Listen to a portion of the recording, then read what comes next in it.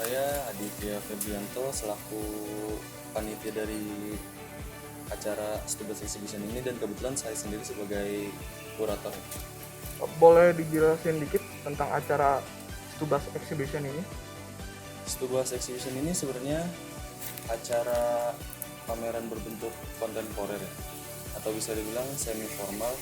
Itu diadakan di lingkungan Stubas atau Studio Bahasa. Mungkin kita bisa lihat kalau misalnya berkenan datang sini, ada itu di depan mural kuratorial kita menjelaskan bahwa apa sih Stubas Exhibition ini. Stubas Exhibition ini sebenarnya esensinya berangkat dari keresahan kita sebagai mahasiswa aktif seni rupa UNJ atau sebagai perupa gitu, buat menjalankan pameran secara offline atau pameran secara langsung yang udah mulai jarang kita lihat selama masa-masa pandemi ini.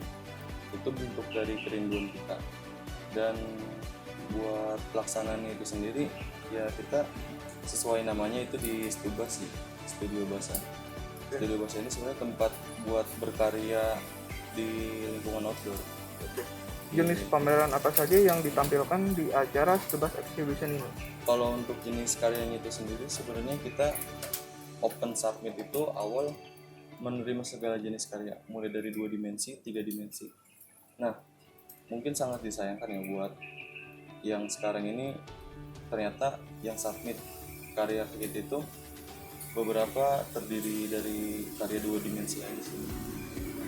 Dan ada berapa karya yang dipamerkan di acara Stubas Exhibition ini, Mas? Untuk karyanya itu sendiri kita menerima karya sebanyak 31 karya. Hal apa saja yang sudah dipersiapkan sebelumnya?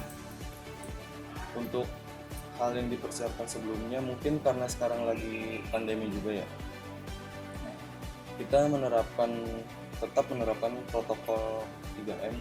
Jadi untuk audiens yang mau datang ke pameran kita itu, kita menerapkan itu memakai masker, mencuci tangan, dan juga menjaga jarak dari audiens satu sama lainnya. Dan untuk di pintu masuknya itu sendiri, kita juga ada cek suhunya, Mas. Dan misalnya ada audiens yang lupa mau bawa masker atau gimana itu, kita menyediakan juga masker gratis untuk audiensnya. Dan untuk persiapannya lagi tuh kita membatasi jumlah audiens yang masuk ke dalam lingkungan pameran apabila terjadi overload di saat hari pelaksanaan pameran itu. Dan boleh dijelaskan salah satu karya yang dipamerkan tidak?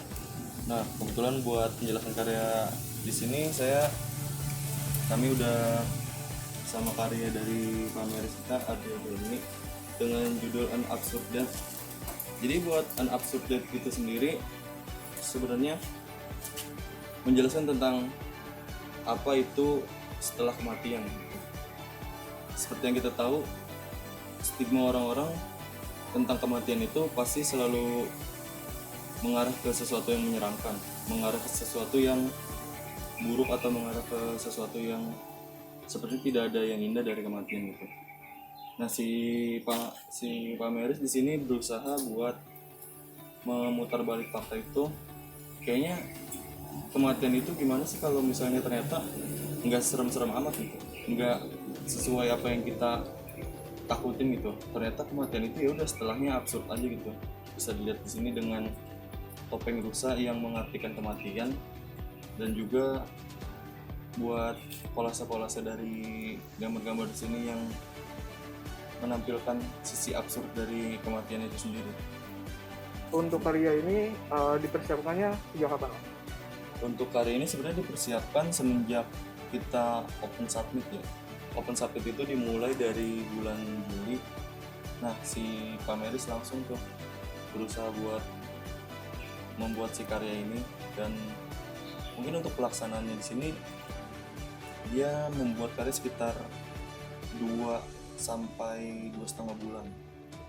Dan sejak kapan dan sampai kapan acara Stubas Exhibition ini berlangsung, dan di mana tempatnya?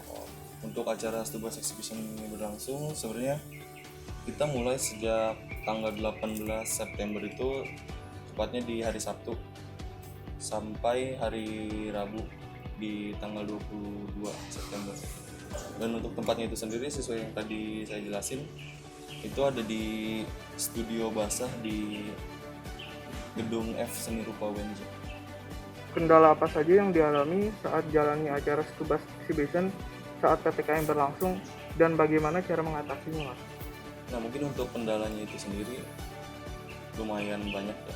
Salah satunya birokrasi. Birokrasi di sini yang agak kita bingungin itu, boleh nggak sih kita masih pandemi gini ngadain acara offline gitu? Atau boleh nggak sih kita berkerumun padahal lagi pandemi? Pasti ada aja orang yang aware akan hal itu. Tapi ya udah, kita coba buat meyakinkan mereka audiens yang aware akan pandemi ini buat tetap mematuhi protokol kesehatan gitu. Soalnya dilihat dari acara-acara di luar pun, contoh kayak misalnya mall itu sudah buka atau pusat-pusat perbelanjaan lain itu sudah buka. Termasuk dalam kayak selembaran yang dikeluarkan oleh Mendagri juga itu ada tuh di PPKM level 2, kalau acara berkesenian itu diperbolehkan dengan syarat 50% audiens itu tidak sampai overload. Indonesia Parlemen, independen, berani, terpercaya. Indonesia Parlemen memuat realita dan fakta.